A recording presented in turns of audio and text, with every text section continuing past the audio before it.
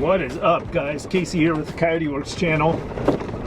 Well, it is Friday night and I just left the pavement. I'm a few miles back in and I'm headed back into a place where I've camped before, but it's one of my favorite camp spots. And I've actually got a really good friend of mine in tow, Scott, in his yellow FJ. So we should have a couple of pretty cool historic home sites to check out on this trip. We'll see, depending on how the gate situation and the road situation will dictate where we camp. But the two kind of different options that I have lined out, probably either one of them in typical Coyote Works fashion, we'll be rolling into right about dark. What I'm hoping is we might have just enough daylight to kind of get camp set up in the light, but we're going to be pushing it. And like always, we are just out in the middle of some breathtaking wide open country. But the difference this time is we're going to cross through some of this open country and we're going to head back up in the hills. So we should have some good wood around us for a campfire regardless of what spot we end up in.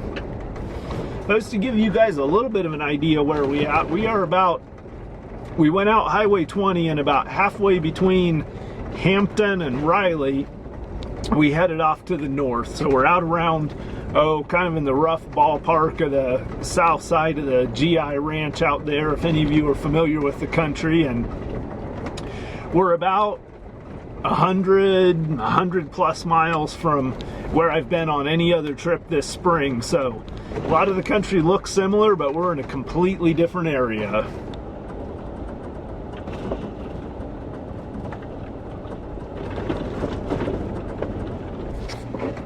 Oh man, guys, I'm super stoked. There's this chunk of state land up here, and usually it's gated off. There's a locked gate, and that gate just happened to be open, so we're actually driving up into country that I've only ever hiked into before. So this is really cool. The roads are pretty narrow. They don't get used much except for maybe a few state lands employees, maybe a few of the ranchers out here that graze in here or something. So this is really cool. The only wild card about it is, since I've never driven up in here, I don't really know what there is. I don't know of a specific spot in mind that I know for sure will be a good camping spot. So we're just gonna have to wander up in here and kind of explore a little bit and see what we find.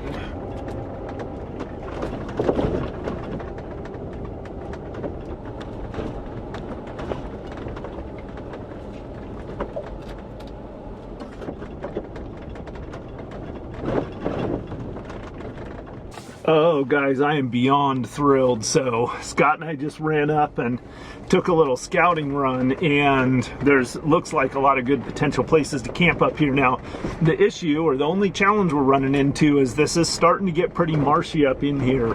So out in this area, it's just such a treat to come into a place like this that's just this spring-fed canyon, green grass and meadows, just awesome, beautiful country in here.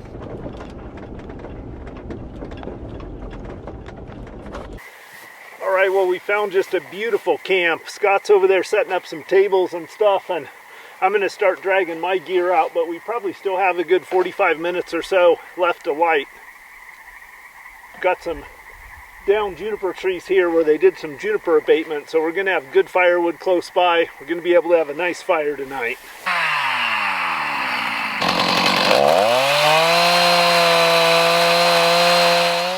All right, so the Low Ranger's been busy chainsawing up firewood. I got a little reflective wall built up here for us, and I think this is going to be a pretty nice little camp. What do you think? I'm liking it.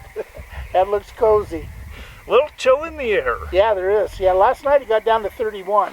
So there's a little frost on the pumpkin. Well, Low Ranger's up there bushcrafting some firewood. I'm going to pop my tent up really quick.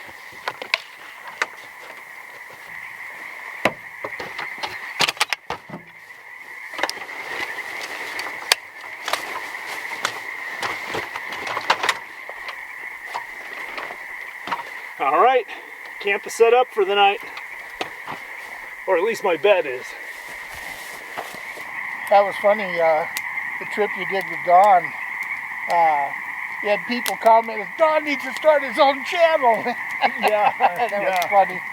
He's got this big old, he's got his glasses on. He's got this big old magnifying glass on it. And he gets this thing out, and he pulls his hand, puts it on the palm of his hand, and it looks like maybe a little grain of pepper.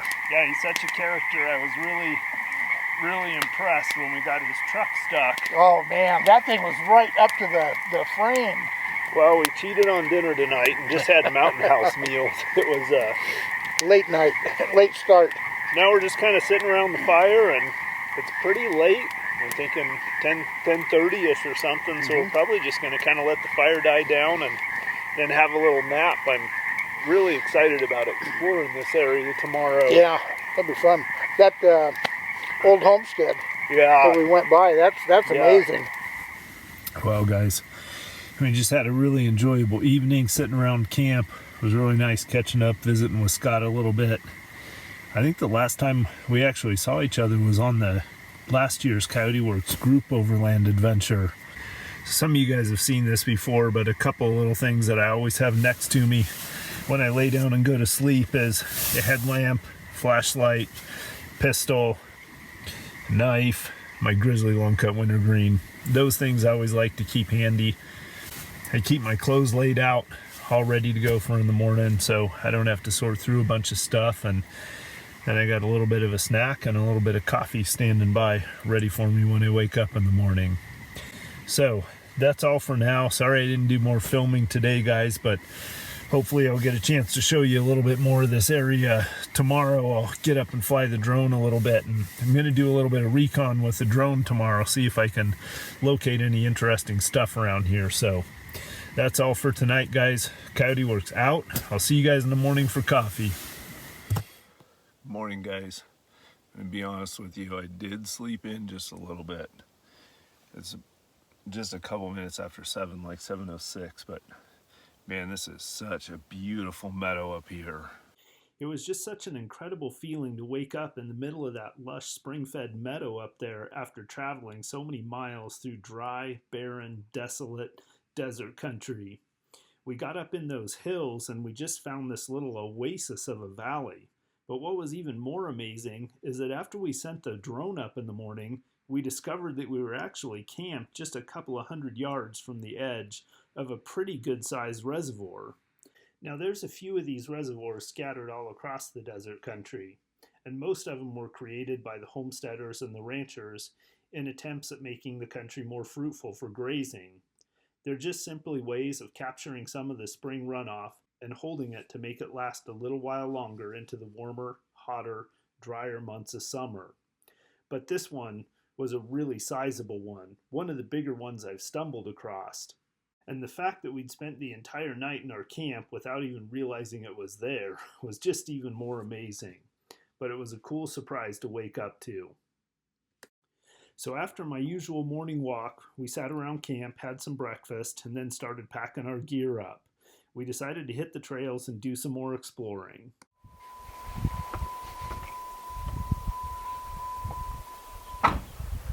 This has been just an amazing campsite here in this area we're in. Very few people get into this area, so I'm really looking forward to exploring out from here a little bit.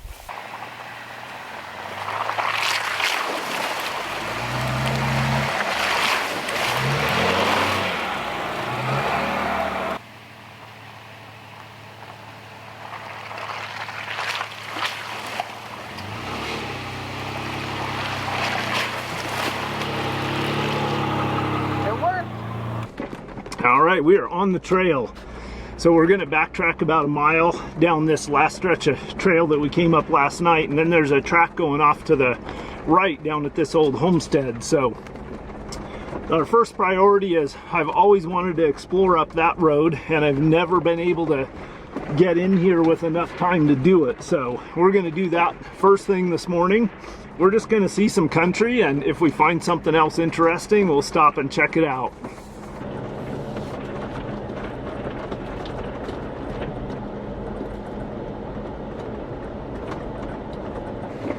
All right, now we're on virgin track that we've never been on before. We just passed through the old ranch, and I can't find a way that this road connects through to anywhere, so we'll probably have to come back out by that old historic ranch and Some of you guys will have seen that before in some of my videos, but I'll get a little bit more footage so you can see it again, and those of you that haven't seen it yet can see it, because it's literally one of the coolest, most intact ones that I know of that's still standing out here.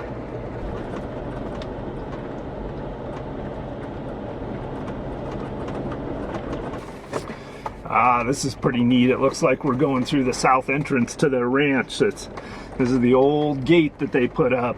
And they used to put up these tall posts at the gates to the entrances and the exits to the old homesteads out here.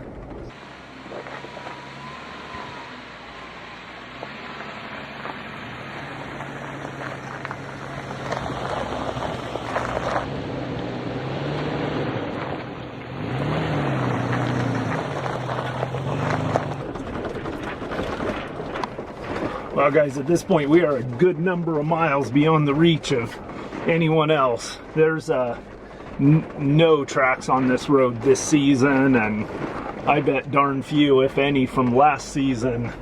So we're actually even in uncharted territory here. I'm following a little track that's not even actually on the map, so it'll be interesting to see where it goes. But usually out in this country, if there's a track, it goes someplace. It's there for a reason, so we'll see what happens here. We ended up spending the majority of the next day just driving around all the endless miles of tracks roaming around through those hills out there. We climbed up through some fairly steep little canyons, hit some pretty hard trails, and quite a few of the trails we drove that afternoon had very few people on them in recent years.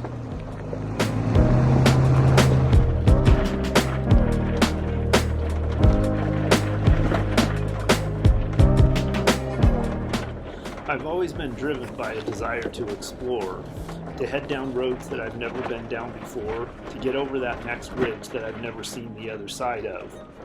For me, the thrill of driving a track that I know very few other people have driven is right up there with some of my favorite time spent out there.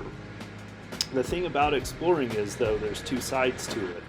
You have to get off and explore areas that you don't know. You have to get into unfamiliar territory to find some of those hidden gems that nobody else gets to see. But the flip side of that is you also do a lot of exploring where maybe you don't find very much that's particularly interesting in and of itself. But even when you don't find anything particularly unique, you still have the thrill of exploring and seeing country that very few other people see. And for me, that's enough.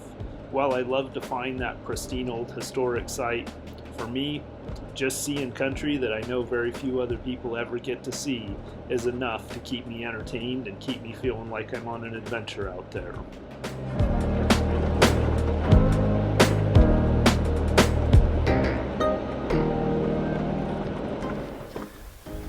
Well, we've been exploring these trails and we ended up on this trail that's kind of following this ridge line up here, and we just stopped at this place because it's an amazing overlook here, and I'm gonna grab a little refreshment, maybe a snack or something before we get back on the trail, because it's a nice place to just stop and enjoy the view.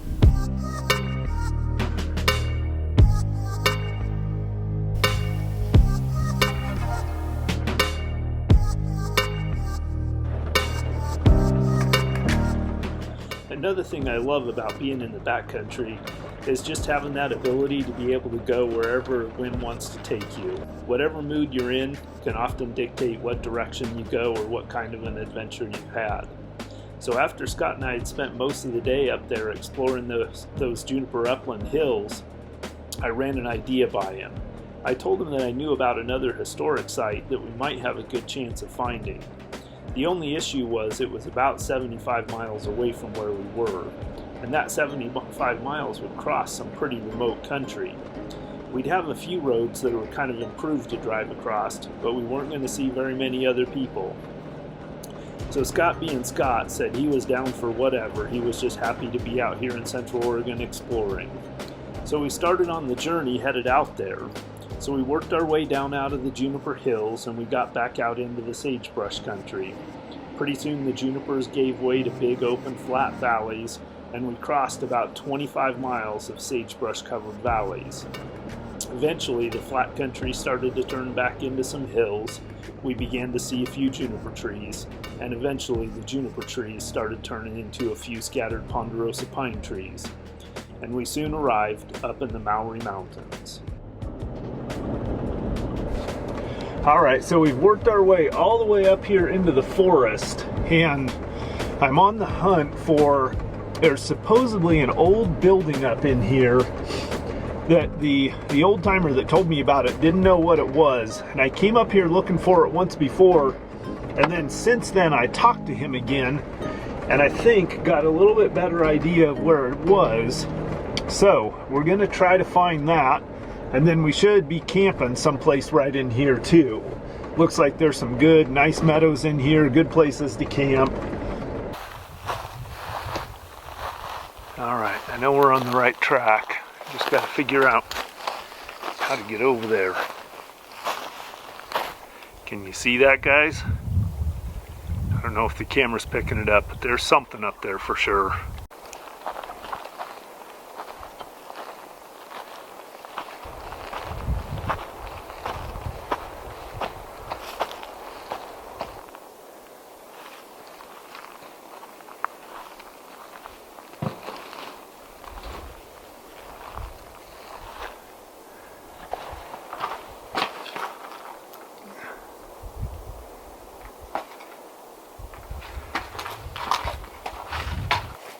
Well, this is really interesting. The walls are built hollow, and they're about, I don't know, 8 to 10 inches thick, and then they were filled with sand. So what I'm thinking it was an old powder house, a place where they stored dynamite.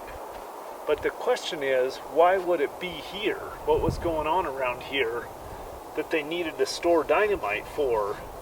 And I know from studying other projects and things, a lot of times they did the dynamite storage a little ways away from wherever they were camped or wherever their main building area is. I see some other various boards and beams and things around in here, but I don't know what the heck they would have been blasted in here. So I think we're going to find a little spot to camp, and then I'll probably do some more digging around, see if I can figure out what the heck is going on here. Well, was that it? Yeah, I think so.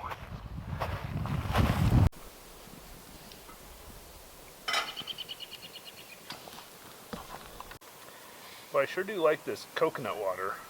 Yeah, I've seen you drink that a lot. I think we're ready here, bud. Is it? Yeah. Grab yourself a bowl. Well, you know me, I'm always ready for food.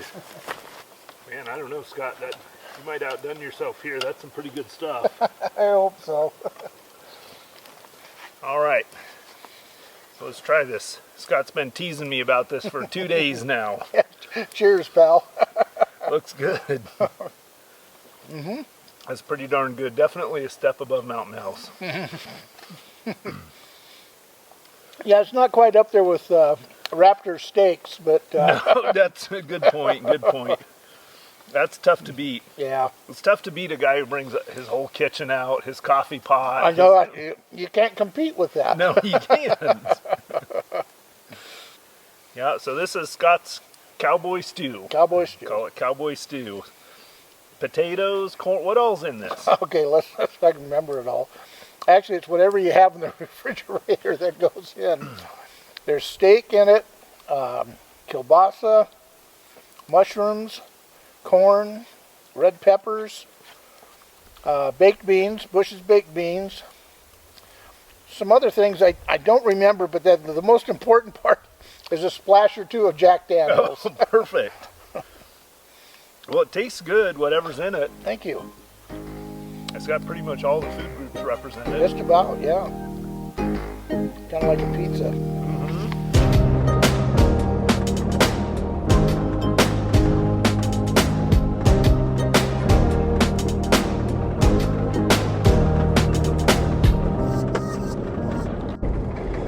Well, guys, I had a little bit of an emergency come up, so I'm heading back. a little bit early. It's about 8 o'clock in the evening, and so I'm going to be driving back in the dark. But I sure had a good time out here with the Low Ranger, and looking forward to the next trip with him. Man, we saw a lot of country. We covered a lot of miles out in the middle of the desert, and now we're up in the forest.